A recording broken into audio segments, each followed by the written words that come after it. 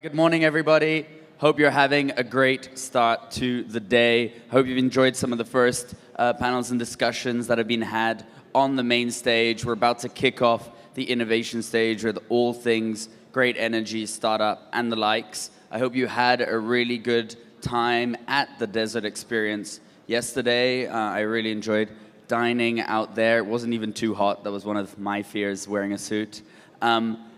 We're going to have the gala experience later today, so I hope you all got your tickets. I do think that there are a few tickets still remaining, so feel free to go to one of the info points and get yours if you don't have it already. For all of you that are around the stage, feel free to come in, grab a headset. You'll be able to listen in to everybody here, just as if you were in a one-on-one Zoom call with them. And then even after, you can jump off stage and go and speak to them if you have any questions. So I'd say, without further ado, we're going to be speaking a lot today on this stage about three main topics: operational resilience, education, and adoption.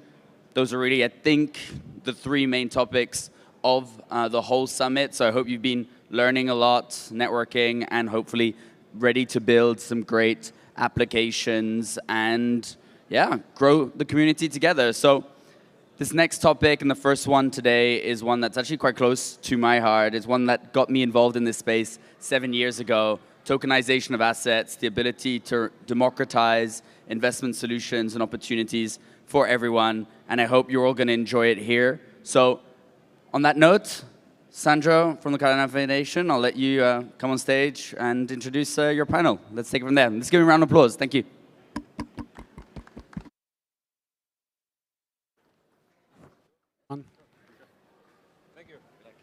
Okay. Hello, hello. Okay, now. I hope you can hear me. Hello, everyone. Pleasure. Thanks for being here. I'll let my panelists take a seat. Is the volume okay? Good. I need to turn up mine a little.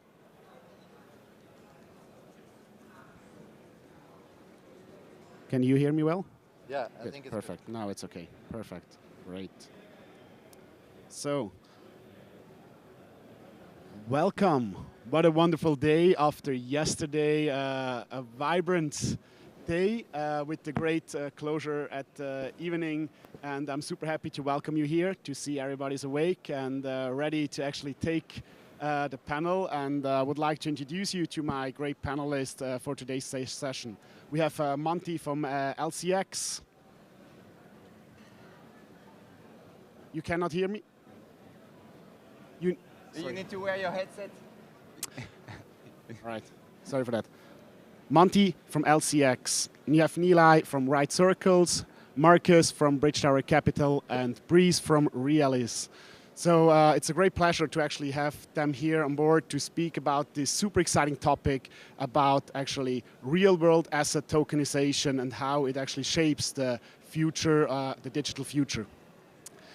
One of the key questions probably to start with then will be a bit, what is real-world asset tokenization? What is needed for? What does it change in the ownership? But before we start the panel, I would like to have a quick introduction so the audience knows who is here, what type of field of expertise you are in. So Monty, maybe starting with you, what brought you into the blockchain space and how do you contribute with LCX to the development and disruption with the new technology? So my name is Monty Metzger. I'm CEO and founder of LCX, which stands for Liechtenstein Crypto Assets Exchange. I'm an entrepreneur by heart, built my first company in the 90s, become a VC for a couple of years, and now back in the entrepreneur seats, which is much more exciting. And we are at the forefront of tokenization, as LCX is a regulated entity under the Liechtenstein law, and we gained a role, a registration called the physical validator, which I can explain later a little bit more, but it's basically the bridge between the physical world and the digital world. And that's why we think the future will be tokenized and unlocking a new trillion-dollar market. Probably the next wave of the whole crypto industry will be driven by tokenized financial assets or tokenized real-world assets. And that's why I'm here. Perfect, thank you so much. And I think you already mentioned a couple of very important things when we speak about how can we combine the physical and the digital world, and the contribution you provide to the whole ecosystem and the industry. So thanks a lot for being here. Nilay, we heard about from the regulated space, it's the more centralized space, let's call it as well a bit. You are having a bit of different approach, really building from scratch with this blockchain enthusiasm to build a fully decentralized world. Maybe you can give a bit of insight where you're coming from and what you are building these days. Correct. Hi, my name is Nilay Shah. So I have a very tech background. So I came into Cardano like in the launch of Shelly. And I have worked in different industries. Mostly I've been employed in Germany, Netherlands. So I'm quite aware, and also in regulated institution. So I have a banking background for a short time. So I'm quite aware of all the regulatory systems that are currently in place. So when I came to Cardano, it drove me mostly towards saying that, okay, like can we kind of get rid of these power centers that we have? And we have personally, like within friends and families, we have real estates, and one of the things that struck us was that can we release the value of these estates, and think of crypto cycles, if you could release the value, invest and buy it back, for example, right? And that kind of motivated me to think about how I can contribute to this space. And there, along with my friend, he's actually Anurag in the California, we thought about this business model and how we can actually do better than what we do currently. So that's why it's set about building up reach circles. So we have developed that platform. We have released the alpha version of it. So you can actually go and join our Discord, and you can actually try out that. And in that platform, what we're trying to take is an approach that says that how you actually tokenize or go about dealing with the real estates in real world, and how you can transfer all these processes and data onto the blockchain. So there are many complex processes in the real world when you actually have to deal with real estate. So when you have to buy a real estate, when you have to notarize a real estate and other things, right? And these are processes that leads you to finally get something called a title deed, for example, and through that title deed you get the ownership rights, right? You pay, you finish all these processes.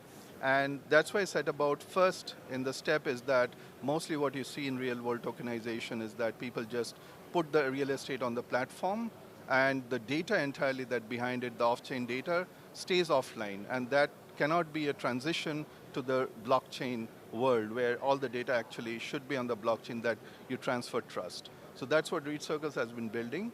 Our team has almost 75 years of total work experience, very senior team are there. And from that standpoint, it will help us also to penetrate the market of the regulated space.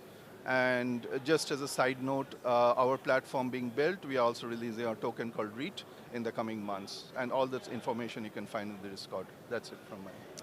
Exciting, thank you very much, and looking forward to actually go into production very soon. Then Marcus, as the president of blockchain ecosystem with Bridge Tower Capital, please provide the audience a bit insight in your role, what you're building, and where you see some of the developments on the tokenization from your side, which is probably more on the sustainability aspect when we're speaking about carbon. But yeah, sure. But let me start differently. You know, the gentleman who just introduced the panel, he was saying that it was actually tokenization which got him into the blockchain and the crypto industry, right? And this resonated extremely with me because it was the same, right? It was not Bitcoin back in 2016 when I started in industry.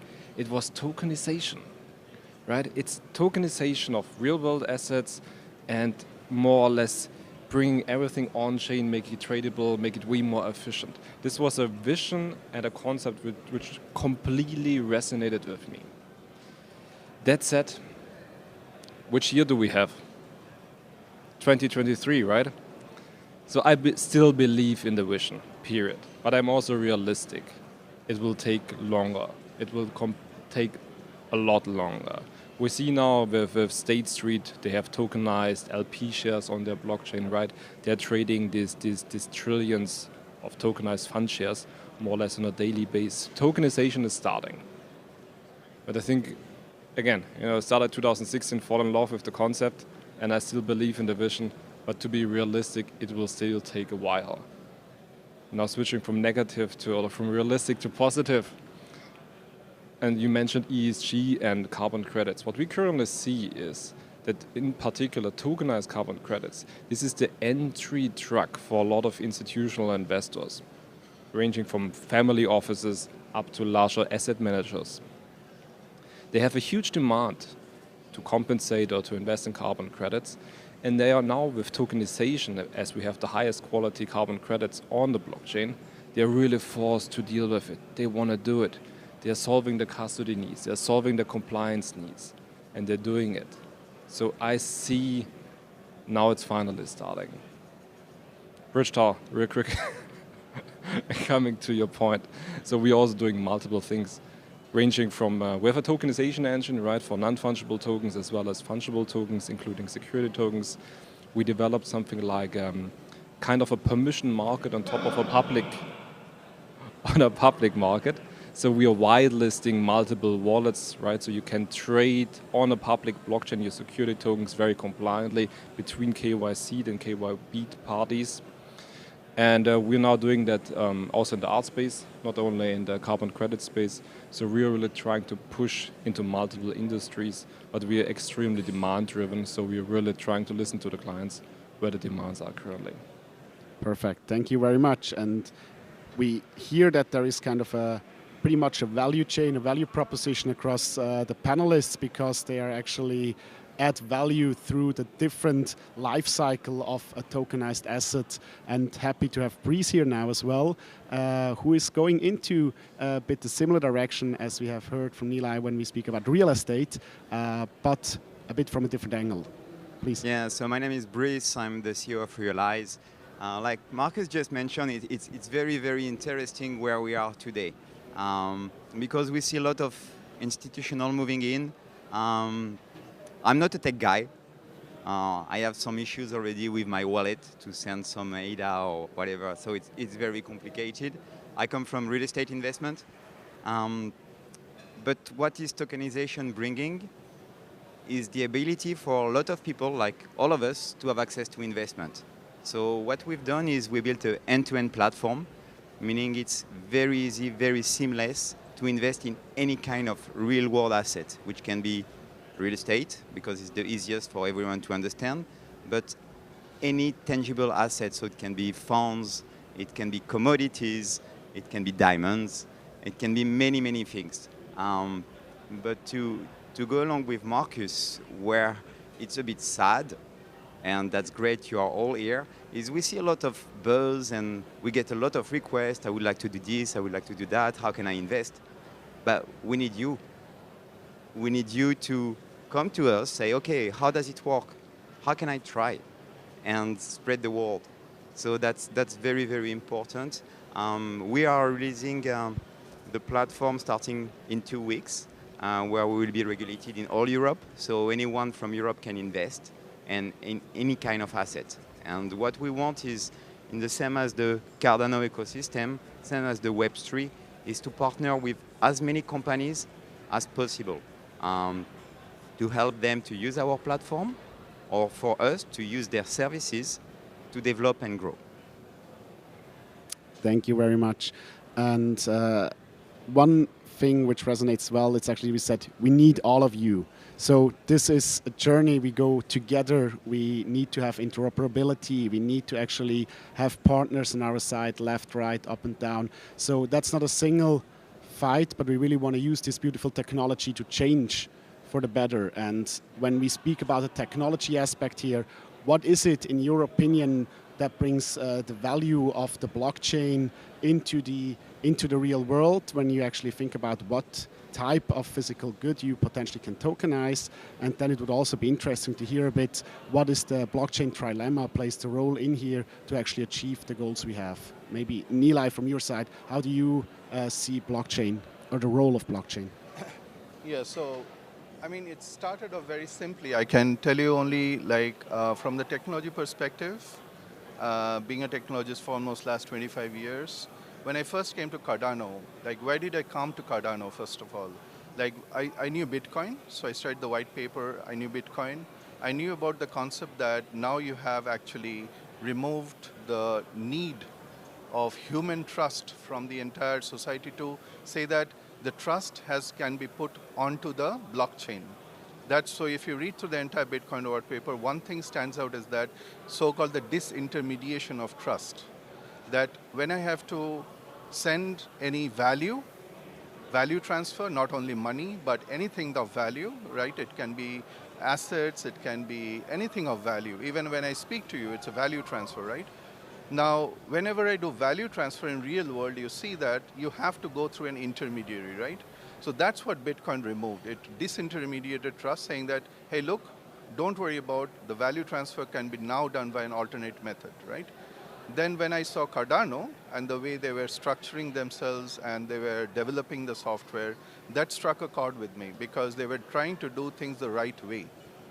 They were developing the software, they were research-oriented background, and they were trying to do things as it should be done in normal world of software. You try to develop a structure, and that's why you see that Cardano is quite different. Now, this disintermediation of trust is a very important thing because it means that now if you pick up any real-world asset, like real estate, if you have to transfer that value of a real estate or any parts of it from one person to the other person, right? Or any entity to other entity, now you should be able to actually use this technology of disintermediation of trust also for this kind of assets. That's what actually triggered me because now I said, okay, now how does the real world function? What are the centralized institutions that happen for this particular asset class, right? And then I said, okay, how can I then, and I have, as I told you, a little bit of banking background, and banks are, as you know, the centralized institution that controls much of the value chain in this respect, right? They give out loans, but in the process, they carry over all the other value chain like verification, notarization, and many other things. They actually take it into themselves. Now, that created a too much centralized system, which we have currently, and how you can disintermediate that. And that's why I started off saying that if you have to do that, you actually have to hit at the root of the problem. The root of the problem is not only that they send out money, but also they take over the rest of the part that you cannot do without them.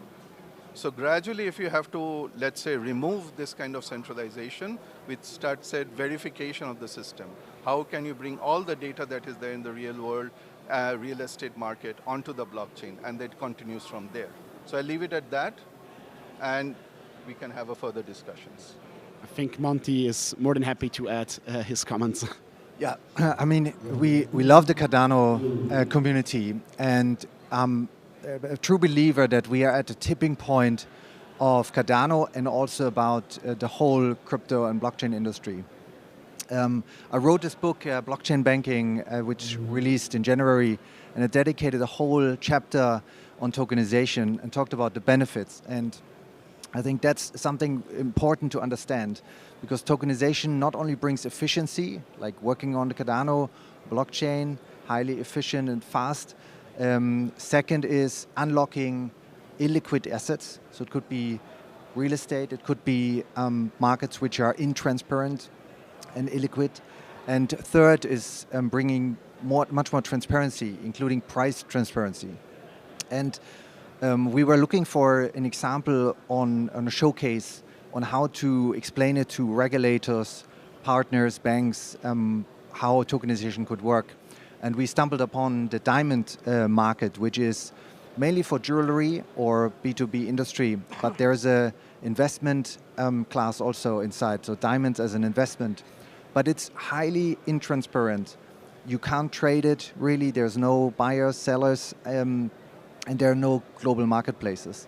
So that's where we tapped into. And yesterday, Patrick from NMaker made the big announcement where we said we bring the tokenized diamonds to Cardano. And together with Diamonds, that's our platform, diamonds.com, we launched the first real-world tokenized diamonds on Cardano as a showcase. And yeah, you have all the chance to get a real-world tokenized diamond there right here.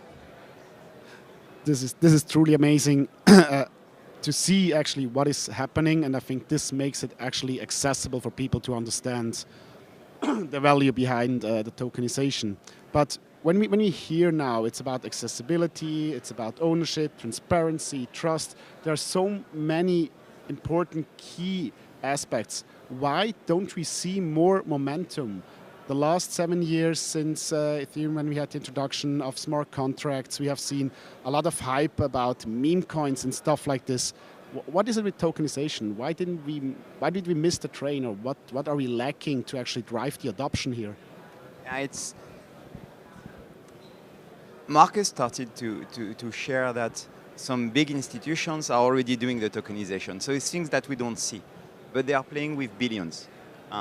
When you play with billions, it's very easy. So it's my friend, he has a bank, I tokenize his fund, I sell his fund and shares to my other friends. It's a lot moving, but we don't see it.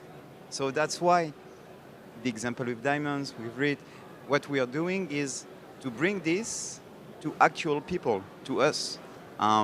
And this is, the traction is growing.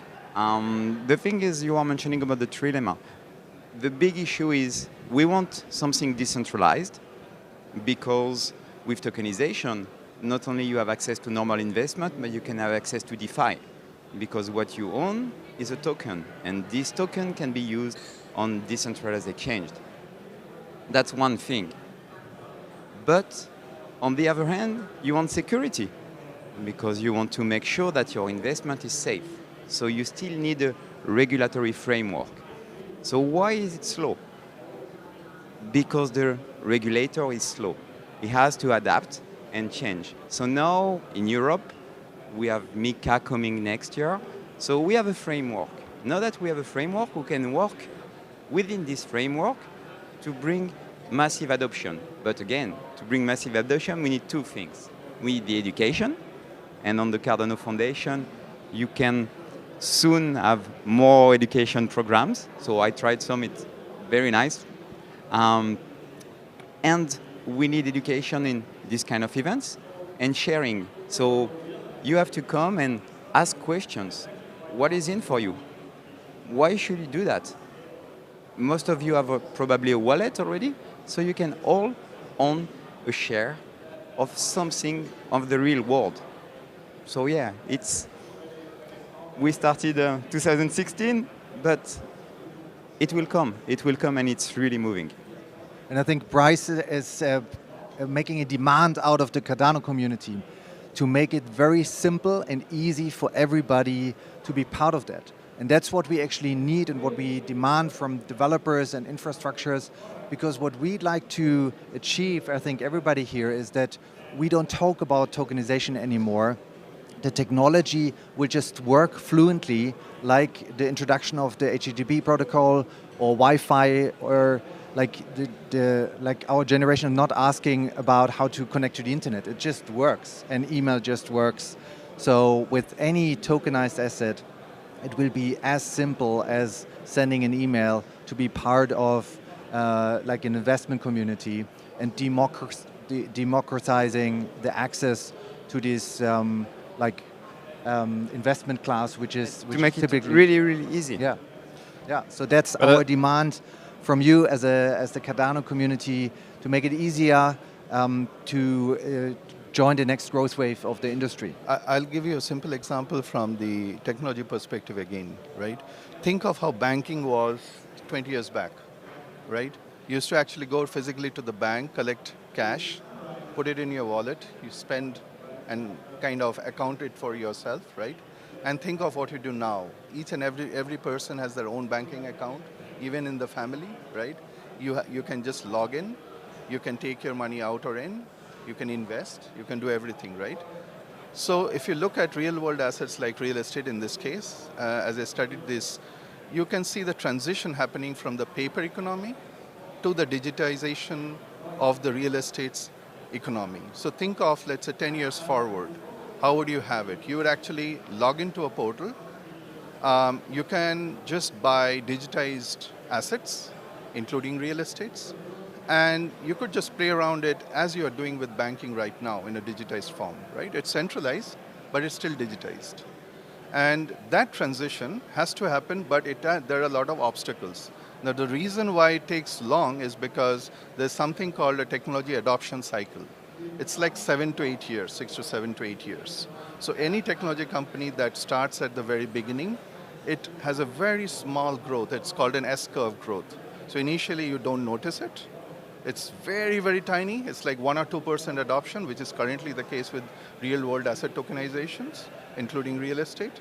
And then suddenly after 6, 7 years, 8 years, 10 years, just as you see BlackRock entering and the big players entering, you will have an exponential growth because a very small adoption suddenly to a 5x, 10x, 100x adoption. And that's the cycle we are in right now. So we're in a very early stage of tokenization. And as these platforms, which allows you to store your own identity, right, who you are, what you are, log in, just put in all your information, digitize it, legalize it, and start selling your stuff, right? That process is on. That's where we are trying to build this platform as a root. It tries to address this problem. And this is the vision I want to give you. This is what's coming. So it's a lot about the user experience. Yes. Marcus, please. So I disagree. Okay. Good. I disagree. I don't think we are so early. And look, I'm not differentiating between fungible tokens and non-fungible tokens, right? I think we already saw a mass adoption, the NFT boom, right? And quite honestly, I do not own any security tokens. I need to say, 0. But I own a lot of NFTs. Why is that? Because it's way easier. I understand it. I do not need to read a term sheet. Right, so the experience of really investing, trusting in it, it's way easier. Right, I love buying NFTs, it makes sense. It's kind of tangible, even if it's virtual. And the security tokenization play is still really complicated. And I'm getting here to the contrapoint, I'm sorry for that. So I disagree that we do not see the mass adoption yet, not at all. The retail market out there, they want to invest. We saw it with the NFTs. But then suddenly, we have all the Terras, the FTXs, and all the different Celsiuses of the world, right? So retail got scared away again. So, and I think this is the one advantage the Cardano ecosystem is having. The Cardano ecosystem, really, shout out here to everybody. It's legit. There are more or less no hacks, or no hacks at all, right? We do not have the Celsiuses, we do not have the FTXs. This is really the blockchain to build a trustful tokenization economy on it. And last 5 cents on tokenization and some divisions. So for me, tokenization, it's like global trade. When they standardize the shipping containers, we see all the cargo ships with the thousands of shipping containers on it. This was only possible because they standardized the shipping container. The length, the width, everything, right? This is standardized. And what we now see on the Cardano blockchain is the standardization of tokenization, and this is kickstarting the digital global trade. Let's define a couple of things for the audience, I think, which is important. We are talking about tokenization. I think, just to repeat, tokenization is a process where we basically have a digital representative of an asset. And what kind of assets can be tokenized? I often say everything that can be tokenized will be tokenized. So we've seen a lot of stupid things being tokenized as well, but also some very useful things like unlocking new business opportunities. In general, we do see money can be tokenized. Big topic here, Cardano. What's going on with the stablecoin, for example. That's something which is, I think, a good use case already, where we see there are large stablecoins out there being tokenized money. Then there could be tokenized financial assets. So any financial product which are out there could be tokenized. We've tokenized bonds. So we have 4 tokenized bonds with LCX Earn, offering a fixed yield. And then there's this asset class where we call it real-world assets, like things you can touch. Could be real estate, it could be paintings, could be cars, watches, diamonds, for example. And with that, in particular, the Liechtenstein Blockchain Act has created a role, this physical validator, as an underlying liable, responsible person or institution who is taking care of this bridge from the physical world to the digital world. And with the diamonds is a good example, because we need to make sure as the physical validator that the diamonds are stored in a vault safely, that they're insured, nobody can go there and steal it, but also making sure that the diamonds we got are not stolen, they're not like blood diamonds or anything like that, but and then also making sure that they're not borrowed, like I just borrow your asset and then I tokenize it, and that's the crucial element if you speak about tokenization of anything, that the underlying asset is secured, kind of a physical safekeeping, that it's actually there, and there needs to be a trusted and also a law on it where users can rely on. So if you buy one of the diamonds, you can be sure that you can enforce your rights at court in Liechtenstein if you want to get it. Of course, like with our service, you can just redeem it. We'll send the diamond to you anytime if you want. But we're talking about making crypto and blockchain like a reliable, large industry, and that's why this legal clarity is a fundamental element which we need. Yes. So just related to what Monty said, on our platform, precisely what we are creating is that this role of verifiers for the real estate documents, because most of the real estate part is actually going via documentation, right? So whenever you tie a real world asset, and in this case, luckily, you don't need a vault to put a house, right? The house is there, it's static unless and until somebody flies off the house, right? It's there. So, but you do need the verification of the documents. And for that, the real world actors like notaries, lawyers, and anybody else, for example, they are already registered with the government, right? And what we are trying to do is to basically bring them into the blockchain world, saying that you register yourself as a verifier with this and this role. And then when the documents are put for verification, you can come and do the entire thing, the signing and everything digitally. And you might, if you want really to enforce the real world documents as well, you can just put them up, right? So this kind of complements what the role of verifiers, as Monty put it, but in a different way. And this, I see that propagating more and more forward. This is the way forward in which you actually can fully trust, put the entire trust of the real world assets into the blockchain.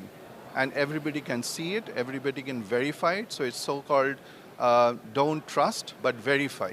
So that's what we are trying to build, something which you yourself as a user, your own identity can be verified, identity of a lawyer or others can be verified, and in the end, you can actually verify the asset itself.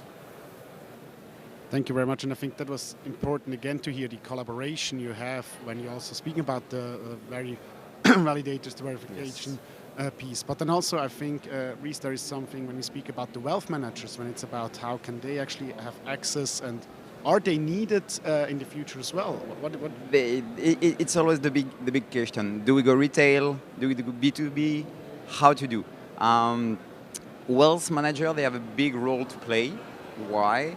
It's because they are the one managing the wealth of many people. So the impact on the investment is very big. So that's the major people coming to us. But to step back, I have a question for you. Who is buying stocks? Yeah. Okay. Was a wallet for tokens or for cryptos? Okay. Who would like to make good revenues with easy investment? Okay. So that's this easy investment that we need to work on, really to have access to all those processes. Because to be honest, I don't care about what makes the thing working, and the wealth manager are the same. What they want is a good underlying asset that you make sure you can enforce and know who is the actual owner, so with the different law in the different regions and different paperwork. But this, when you go to the bank or when you buy a stock of anything or a token or a Bitcoin or ADA, you don't care because you go on the platform and you know it's regulated. You will not check if it's a legit one or not. So that's what we are working on. That's what we need to achieve, but we need to do it collectively. And then you will have access to that. You already have access in many platforms, depending on the countries where you are. So I really encourage you to try and do that, because like that, through the Cardano community, through everyone, the retail will be open. And next year, we will be here, and you will be able to buy anything. The main argument I have against that part is that the whole world is not Europe or US. That's correct. That's correct. But so therefore, step by if step. So Cardano as a let's say a force to reckon with was starting with the theme of Africa, right? And the people at the edges, we wanted to move power to the edges, right? So this argument that people don't really care is actually not holding in less developed countries. So we stay in Europe, we are used to all the systems, and we take it for granted. Well, the rest of the world doesn't. And that's where you actually need a system in place which is fundamentally better than what we have now. So think of it from that standpoint, because if you make it for the developed world, you can throw a blockchain because there's enough centralized part not to need a blockchain. People are already very happy with the kind of systems that they have, right? We can trust these systems, but let's say 90% of the world isn't like that. And that's where this thing, that viewpoint, you have to fundamentally have a differentiated viewpoint so that it reaches the masses of the world, not just the developed countries. And let me quickly switch from the development world to Swiss asset management. Right? I work for Swiss asset management, fund administration and everything. Guess what is the number one tool in the asset management industry? Microsoft spreadsheet, right? It's Excel, really, spreadsheet up and down.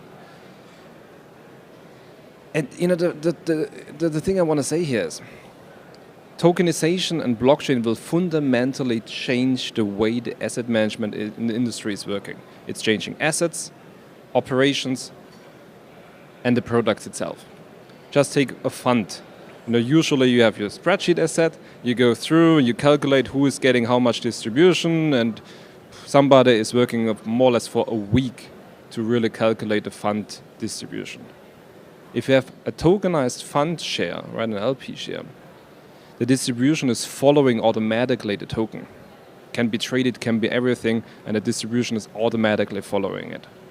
So this is really fundamentally changing the whole asset industry.